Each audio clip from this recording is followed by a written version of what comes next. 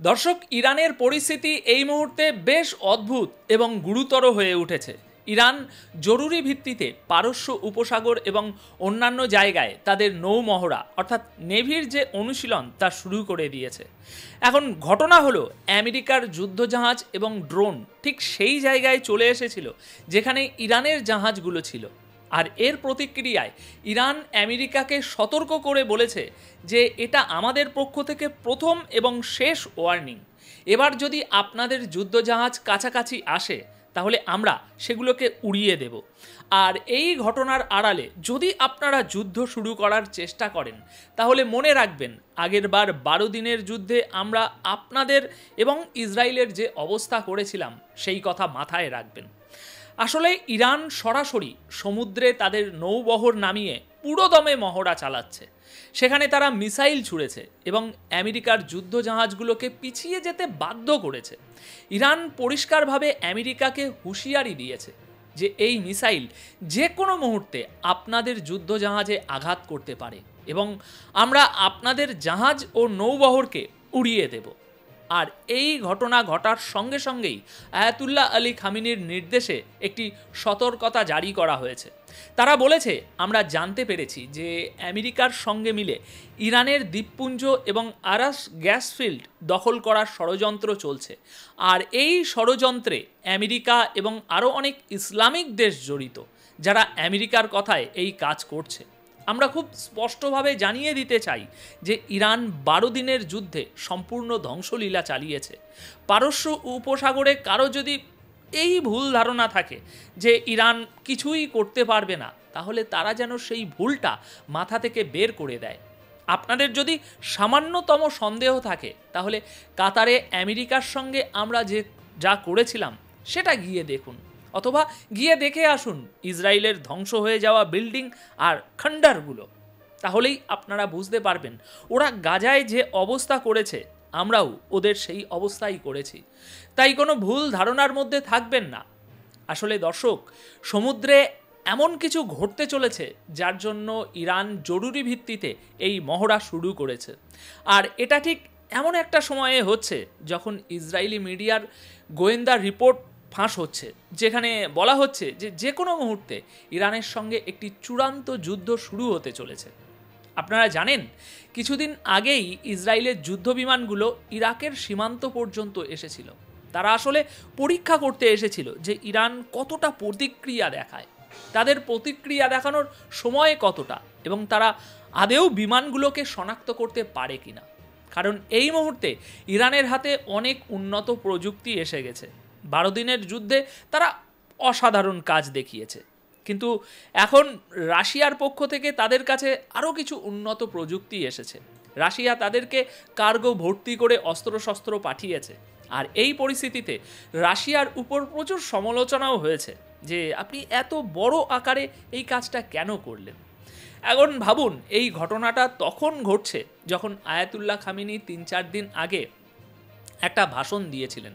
সেই ভাষণে খোলামেলা কথা বলেছিলেন, যেন এটা তার শেষ ভাষণ। তিনি উপদেশ দেওয়ার ভঙ্গিতে বলেছিলেন, নিজেদের মধ্যে মতবিরোধ থাকতে পারে, কিন্তু সবাইকে একসঙ্গে লড়তে হবে। গোটা জাতিকে এখন এক হতে হবে, কারণ আমাদের মাথার উপর যুদ্ধ ঘনিয়ে এসেছে এবং আমাদেরকেই এটা সামলাতে হবে। তিনি আরও বলেছিলেন, আমরা যদি এখন শক্ত না হই তাহলে ওরা আমাদের অবস্থা আরও খারাপ করে দেবে। এমনকি ইরানের ভেতরেও আয়াতুল্লাহ খামিনির যে খুব আদর্শগত সমর্থন আছে তা কিন্তু নয়, কারণ সেখানকার বেশিরভাগ মানুষ নির্বাচনে ভোট দিতে যায় না। কিন্তু তা সত্ত্বেও একটা বিষয় পরিষ্কার, ইরানের মানুষ আজ এটা ভালো করেই জানে বা জেনে গিয়েছে ইসরায়েলের সঙ্গে যুদ্ধ হলে তাদের কি হবে। তারা ভালো করেই জানে যে যদি যুদ্ধ হয় তাহলে ইসরায়েল তাদেরকে ধ্বংসস্তূপে পরিণত করবে, তাদেরকে গাজা বানিয়ে ছাড়বে। তাই তারা নিজেদের দেশ হারাতে চায় না। দেখুন, এরকম ঘটনা সাদ্দামের সময়েও হয়েছিল, সিরিয়াতেও হয়েছে। মানুষ দেখেছে বাশার আল আসাদের আগে ও পরের পরিস্থিতি। যদিও সেই শাসকদের বড় বড় অপরাধ ছিল, বাশার আল আসাদও অনেক অপরাধ করেছেন, কিন্তু তারপরেও মানুষের মনে হয় যে যদি বাইরের শক্তি আসে তাহলে সব কিছু ধ্বংস হয়ে যাবে। যেমনটা আমেরিকা আফগানিস্তানে তালিবান সরকারের পতনের পর 21 বছর ধরে করেছিল, যেখানে লক্ষ লক্ষ আফগান নাগরিক মারা গিয়েছিল এবং পুরো অঞ্চল সেই ধ্বংসের শিকার হয়েছিল। পরে সেই আফগানিস্তানে সেই তালিবানদের হাতেই ক্ষমতা দিয়ে আমেরিকা নিজে পরাজিত হয়ে ফিরে গিয়েছিল। আসলে এই ধরনের যুদ্ধের পরিণতি কি হয় তা সাধারণ মানুষ এখন বুঝতে শিখেছে। মানুষ এখন বলছে, ঠিক আছে, আমরা হয়তো আমাদের বর্তমান সরকারকে পছন্দ করি না, কিন্তু তার মানে এই নয় যে আমরা ইসরায়েলকে আমন্ত্রণ জানাবো। আর এই কথাটাই আয়াতুল্লাহ খামেনি তার ভাষণে বলেছেন, যে আপনারা ওই ফাঁদে পা দেবেন না। যদি দেশ আপনাদের হাত থেকে চলে যায় তাহলে ওরা আপনাদের পারমাণবিক কর্মসূচি সম্পূর্ণ ধ্বংস করে দেবে। আর নেতানিয়াহু যে এই বারবার ফরাসি ভাষায় ভাষণ দিয়ে আপনাদেরকে আকৃষ্ট করার চেষ্টা করছে এবং বলছে যে আমি একবার আয়াতুল্লাহ আর তার শাসনকে শেষ করে দিই, তারপর তোমাদের সঙ্গে খুব ভালো সম্পর্ক তৈরি করব, এটা একটা বিরাট বড় ফাঁদ। কারণ ওরা মুখে এক কথা বলে কিন্তু বাস্তবে তার ঠিক উল্টোটা করে। তাই কারো ভুল ধারণায় থাকবেন না, আমাদের অস্তিত্ব ওরা কোনোভাবেই মেনে নিতে পারে না। দর্শক, এটা একটা খুব গুরুত্বপূর্ণ ঘটনা। আমেরিকা এবং ইসরায়েলের সাম্প্রতিক যে গোয়েন্দার রিপোর্টগুলো সামনে এসেছে সেগুলো পড়ার মতো এবং রীতিমতো হৃদয় কাঁপিয়ে দেওয়ার মতো। সেই রিপোর্টে বলা হয়েছে ইসরায়েলের গোয়েন্দা সংস্থাগুলো ইরানের সম্পর্কে যে মূল্যায়ন করেছিল, ইরান তার চেয়েও শক্তিশালী জবাব দিয়েছে। তারা ভেবেছিল ইরানের কাছে তেমন কোনো ডিফেন্স সিস্টেম নেই, কিন্তু ইরান এমন প্রতিরক্ষা ব্যবস্থা ব্যবহার করেছে যা তাদের বড় বড় শহরগুলোকে ধ্বংসের হাত থেকে বাঁচিয়েছে। আর তার বদলে ইরান আমাদের উপরে যে হামলা চালিয়েছে তা ছিল অত্যন্ত ভয়ঙ্কর এবং আমাদের সমস্ত প্রতিরক্ষা ব্যবস্থা ব্যর্থ হয়ে গেছে। এটাই হলো আসল পরিস্থিতি। আর এখন ভাবুন, এই 12 দিনের যুদ্ধে ইরানের একটাই বড় সমস্যা ছিল যে তারা দেশের ভিতরের বিশ্বাসঘাতকদের নিয়ন্ত্রণ করতে পারেনি, যার কারণে তাদের বেশ ক্ষতি হয়েছে। আর ঠিক একই পরিস্থিতি আবার তৈরি হতে চলেছে। তবে এই মুহূর্তে যা পরিস্থিতি তাতে একটা বিষয় পরিষ্কার, যে ইরান পুরো বিষয়টার উপর কড়া নজর রাখছে। ইরানের অবস্থা বেশ গুরুতর এবং তাদের সেনাবাহিনীও হাই অ্যালার্টে আছে। আমেরিকার রিপোর্ট অনুযায়ী ইরান এই অঞ্চলে প্রায় 2000 মিসাইল নিক্ষেপ করতে পারে, আর সেরকম হলে যে কোনো কিছু ঘটতে পারে। ইরান আসলে নিজেদের প্রতিরক্ষা ব্যবস্থা অনেক শক্তিশালী করেছে। রাশিয়া এবং চীন ইরানের মিসাইল প্রযুক্তি এবং তার নির্ভুলতাকে উন্নত করতে যে ভূমিকা পালন করেছে তাতে ইরান আজ বহুদূর এগিয়ে গেছে। তাদের কাছে এমন মিসাইল আছে যা বিশ্বের কোনো শক্তি আটকাতে পারবে না, অর্থাৎ সেগুলো সরাসরি লক্ষ্যবস্তুতে গিয়ে আঘাত আনে। আর গত কয়েক বছরে এর উৎপাদনও অনেক বেড়েছে। ইরানের অর্থনীতি হয়তো এখন খারাপ অবস্থায় আছে, কিন্তু তা সত্ত্বেও তারা টিকে আছে এবং যুদ্ধও করছে। যুদ্ধে তাদের অর্থনীতির অনেক ক্ষতি হয়েছে, কিন্তু তারপরেও তারা লড়াই চালিয়ে যাচ্ছে। আচ্ছা, এবার আসুন আসল কথায় আসি। মূল কাহিনীটা হলো আয়াতুল্লাহর জীবন অত্যন্ত মূল্যবান। যদিও মানুষ যে কোনো সময় এই দুনিয়া ছেড়ে চলে যেতে পারে, তার জন্য মিসাইল, বোমা, গুলি, হামলার প্রয়োজন হয় না। কিন্তু পরিস্থিতি এমন যে ইরানের সুপ্রিম লিডার তার উইল এবং সমস্ত নির্দেশ একেবারে লিখে রেখেছেন যে যদি তার উপরে হামলা হয় তাহলে কি করতে হবে। অর্থাৎ পরিস্থিতি অনেকটাই পরিষ্কার।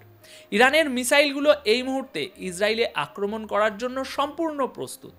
অর্থাৎ ওদিক থেকে হামলা হলে এদিক থেকেও পাল্টা হামলা হবে। আর ইসরায়েলকে এবার খুব সাবধানে পা ফেলতে হবে, কারণ ইসরায়েল ইরানের অনেক বিজ্ঞানীকে হত্যা করেছে, অনেক ক্ষতি করেছে, কিন্তু তারা এই ভয় থেকে বেরোতে পারেনি যে ইরান যদি একবার সুযোগ পায় তবে তাদের পুরোপুরি ধ্বংস করে দেবে। নেতানিয়াহু যখন ইরানি জাতির উদ্দেশ্যে ভাষণ দিয়েছিল তখন তার উদ্দেশ্য কী ছিল? উদ্দেশ্য ছিল এটাই যে আমরা যখন হামলা করব তখন তোমরা রাস্তায় নেমে আসবে। কিন্তু ইরানের মানুষ রাস্তায় নামেনি। এই কথাটা ইসরায়েল আজ পর্যন্ত হজম করতে পারেনি। এমনকি ইসরায়েল ইরানে গোপনে সমীক্ষা চালিয়েছিল মানুষের মনোভাব বোঝার জন্য, এবং সেই অনুযায়ী তারা হামলা করেছিল। কিন্তু সেই পরিকল্পনা তাদের জন্য এক অদ্ভুতভাবে ব্যর্থ হয়েছে, কারণ তাদের সমীক্ষা অনুযায়ী মনে হয়েছিল যে সরকার পরিবর্তনের জন্য সাধারণ মানুষ রাস্তায় নেমে আসবে হামলা করলে, কিন্তু বাস্তবে তা হয়নি। এরপর ইরান যখন আরও 18 ঘন্টার একটা সুযোগ পেল, সময় পেল, তখন তারা ইট দিয়ে ইটের জবাব দিয়েছে। এখন মনে হচ্ছে আমেরিকা এবং তার সঙ্গীরা পারস্য উপসাগরের দিকে কোনো উস্কানিমূলক কাজ করতে যাচ্ছে, আর ইরান তার জন্য প্রস্তুত। যদি পরিস্থিতি আরও খারাপ হয় তাহলে আপনারা জানেন ইরান হরমুজ প্রণালী পুরোপুরি বন্ধ করে দেবে এবং এরপর আমেরিকার বিভিন্ন ঘাঁটিতে হামলা হবে। কাতারে আমেরিকার ঘাঁটিতে একবার হামলা হয়েছে এবং এটা বারবার হতে পারে। যেদিন হামলা হবে সেদিন খোলাখুলি হবে, ভয়ঙ্কর হবে, সব কিছু ধ্বংস করে দেওয়ার মতো হবে, যা তারা সামলাতে পারবে না।